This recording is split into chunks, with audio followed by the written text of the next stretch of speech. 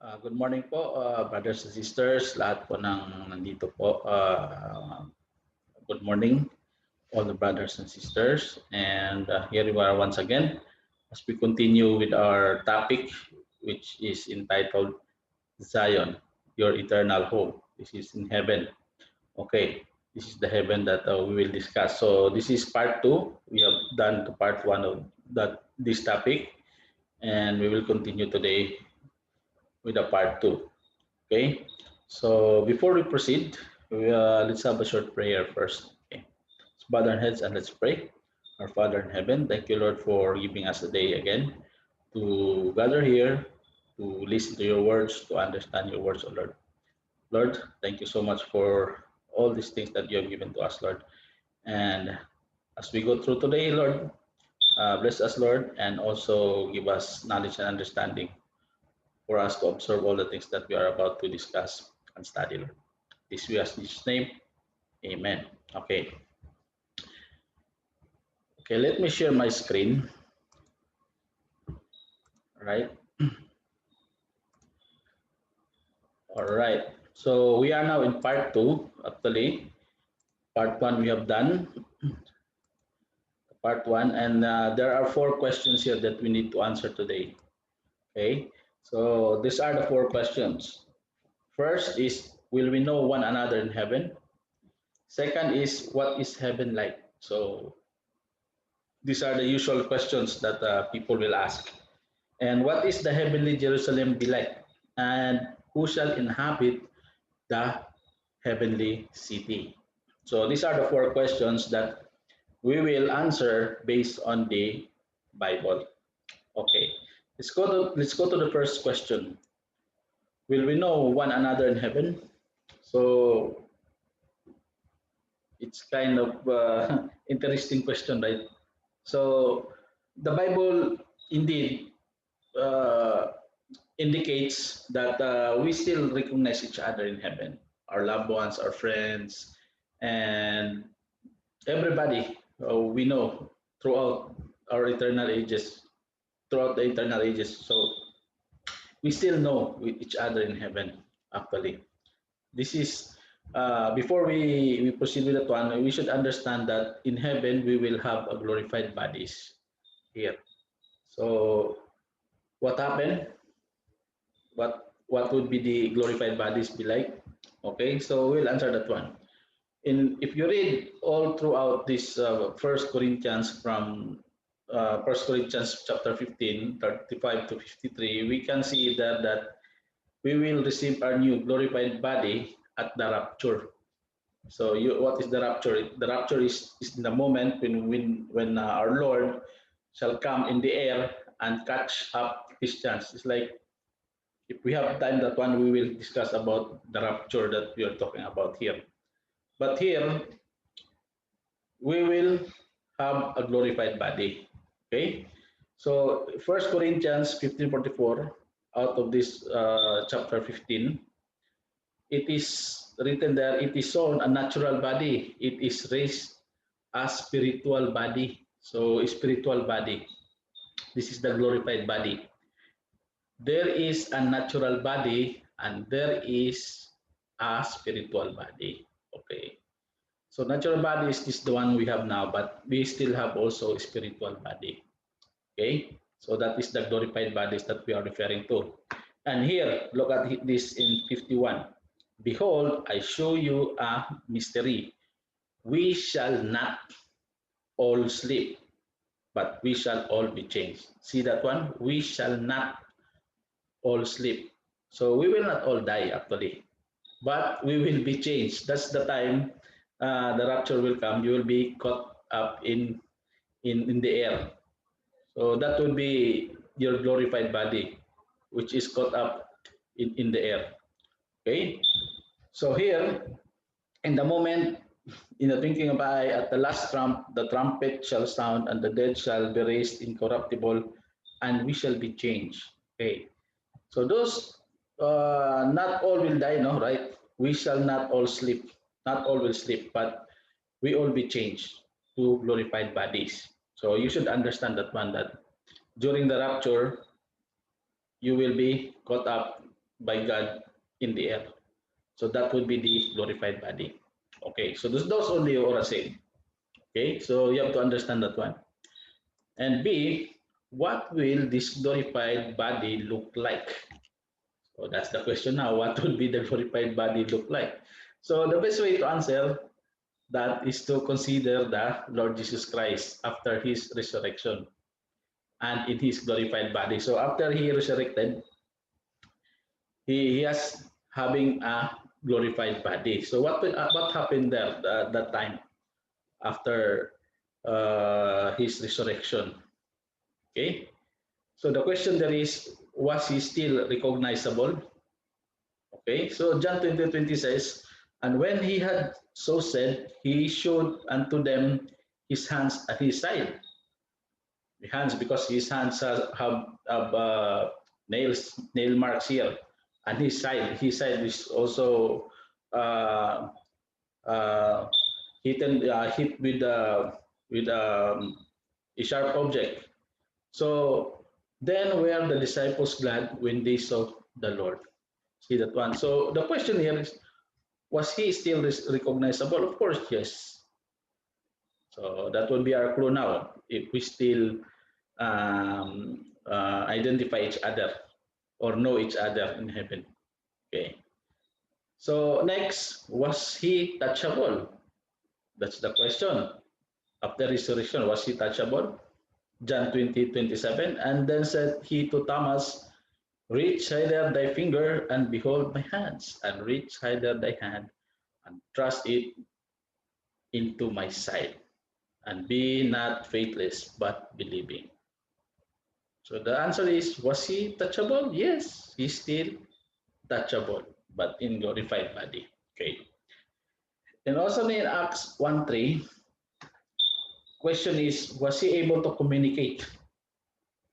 So this would be our glorified body be like. Was he able to communicate? Was he touchable? Yes. Is he recognizable? Yes. But was he able to communicate? Acts 1:3, to whom also he showed himself alive after his passion, by many infallible proofs being seen of them 40 days, and speaking of the things pertaining to the kingdom of God. So he is still able to communicate. So that would be the glorified body be like. And more here, was he physically restricted? So this is exciting. Was he physically restricted? So the answer here is no. If you read that one, John 20:19, then the same day at the evening being the first day of the week, when the doors were shut, where the disciples were assembled for fear of the Jews, of the Jews, came Jesus and stood in the midst and said unto them, peace be unto you. So see, all the doors are closed because they are afraid. All the windows are closed. They are enclosed. But what happened? He appeared in the midst. So meaning he is not physically restricted. He can go anywhere. He can go anywhere. And what happened here in Luke 24:31? And their eyes were opened, and they knew him, and he vanished out of their sight. See, when they see him, he just vanished like that. So he is not physically restricted. He can go anywhere. He can disappear. He can appear. So that would be how to describe a glorified body. Okay. Another one, was he able to eat? That's what happened to Jesus Christ after his resurrection. Luke 24:43. Just read all of this one. What did it say there? And he took it and did eat before them. See, he's still eating that time in glorified body. Another one, what will happen to our body at the moment of the rapture? So in Philippians 3:21, it says there, who shall change our vile body that it may be fashioned like unto his glorious body. Okay? According to the working there, whereby he is able even to subdue all things unto himself. And especially in 1 John 3:2, it says, beloved, now are we the sons of God. Okay? And it doth not yet appear what we shall be. But we know that when we shall appear, we shall be like him, for we shall see him as he is. So meaning we will be like God. Who he is how we should look like, or how we should be like. Okay, so this is what will happen to our body in the moment of rapture. That's what I'm telling you, glorified bodies, which will be caught up in the air in the time of the rapture. Okay, so let's move on. Now, another question. I hope you understand about that glorified body. Okay, so the answer for the first one is, if we still recognize each other in heaven, yes, of course, yes. Now, what is heaven like? So this is the question now. Now, looking at this First Corinthians 2:9, we will ask the question that, is it possible to adequately describe what heaven will be like? First Corinthians 2:9 says, but as it is written, eye hath not seen, nobody had seen, nor ear heard, nobody had heard it, neither have entered into the heart of man. Okay? The things which God had prepared for them that love him. So we cannot adequately describe what really is in heaven. But later on, we'll see some sneak peek, which is actually in the Bible. It's evidently Apostle Paul was given a sneak peek of what is heaven like, but he did not tell it. Why? Let's read this one in uh, 2 Corinthians 12:2. I knew a man in Christ about 14 years ago, whether in the body I cannot tell, or whether out of the body I cannot tell, God knoweth, such an one caught up to the third heaven. Okay. And I knew such a man, whether in the body or out of the body, I cannot tell, he will not tell, God knoweth, how that he was caught up into the paradise and heard unspeakable words, which is not lawful for a man to utter. So why did he's telling, I know somebody who's there, but why did he not tell anything about what is heaven? Because it's not lawful for a man to speak, not lawful for a man to utter. That's why Apostle Paul did not tell about what's heaven like, because First Corinthians 2:9 says, it is written, eye hath not seen, nor ear heard, neither have entered into the heart of man the things which God had prepared for them that love him. So this is the answer of the question, what is heaven like? So we cannot adequately describe what heaven will be like. But we know that heaven would be the very presence of God is in heaven actually. Hebrews 9:24 is very clear, for Christ is not entered into the holy place made with hands, which are the figures of the truth, but into heaven itself, now to appear in the presence of God for us. See that one. So the very presence of God is in heaven. So we can see God there in heaven. Okay.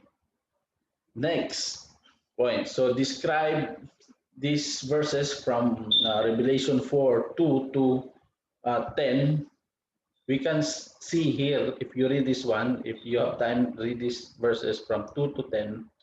We can describe God's throne, which is located in heaven. So we know that God is there and God's throne is there. You read verse 2, and immediately I was in the spirit, and behold, a throne was set in heaven, and one sat on the throne. So very clear that the throne of God is in heaven. And so on and so forth. There are more here that will tell us what heaven, what throne is in the heaven. So it will be God's throne as described, will be in heaven. Okay. So what is heaven like? Now here, what is heaven like? There are 7 things to be found in heaven. We can read it in Hebrews 12:22 to 24. So what are those? If you read all these verses here, we can see in heaven that there are innumerable company of angels. That's one. Two, general assembly. Three, church of the firstborn. Four, God, the judge of all. Five, spirits of just men. Six, Jesus, the mediator of new covenant, and the blood of sprinkling. So we don't have time to discuss this one, but try to understand these things that those type of people who are in heaven, which we can found in heaven. Okay. Next, we shall proceed. F. So here, the centerpiece of the eternal heaven is the holy city of God, the New Jerusalem. So what is this New Jerusalem is telling about? In Revelation 21:2 is telling here, and I, John, saw the holy city, New Jerusalem. Okay, this is the centerpiece of the eternal heaven. It is the holy city of God, the New Jerusalem. New Jerusalem, coming down from God out of heaven, prepared as a bride adorned for her husband. Okay, so New Jerusalem. So what is the heavenly Jerusalem going to be like? Okay, what is the heavenly Jerusalem going to be like? So here we can read these verses in John 14:2. So meaning here, in my father's house are many mansions. If it were not so, I would have told you, I go to prepare a place for you. Meaning, this is currently being prepared by the Lord Jesus Christ. Okay, you should understand that one. And in Hebrews 10:11-10, it says, it describes who is the builder of this great city. So here, for he looked for a city which had foundations, whose builder and maker is God. Hebrews 11:16 again. But now they desire a better country that is an heavenly. Okay, this is what we're calling heavenly Jerusalem. Wherefore God is not ashamed to be called their God, for he had prepared for them a city. So this shows that the builder of this great city is God. Okay. Moreover, we can see here in Revelation also the dimensions of the city. It is given in Revelation 21:16. The dimension, how big is the city? So here it reads that the city lieth foursquare, and the length is as large as the breadth, as he measured the city with the reed. Reed is like grass, which there's a stick, so a grass family, a stick that you can measure like 1, 2, 3 like that. You will just turn that one so that you can measure. So that is a reed. It's kind of grass. So he measured the city with reed, 12,000 furlongs. So the length and the breadth and the height of it are equal. So and he measured it 12,000 furlongs. So 8 furlongs is equivalent to a mile, 1 mile. And 5 furlongs is equal to 1 kilometer. So if we convert that one to kilometer, the length would be 2,200 kilometer. That's the length. And the width also is 2,200 kilometers. And the height is also 2,200 kilometers, because it's written here, the length and the breadth, the height of it are equal. So they are equal. And it is measured as 12,000 furlongs. So 12,000 furlongs is equivalent to 2,200 kilometers. Okay, so that's clear. And there's also features of the city as written here in 21, Revelation 21:21. It says, and the 12 gates were 12 pearls. Every gate has one of one pearl, and the street of the city was pure gold, as it were transparent glass. So this is some description only of how but it does not really say what is the complete description of the heaven. So we know that there is breadth, this given, breadth, length, and height, the dimension, and also we know that there are 12 gates there, and each gate has one pearl. And when we see the street is made of pure gold, as if like it's a glass, transparent glass. If you see it, it's like a transparent glass, very clear. Okay, so this is the heavenly Jerusalem going to be like. Now, the last part and the last question here: who shall inhabit the heavenly city?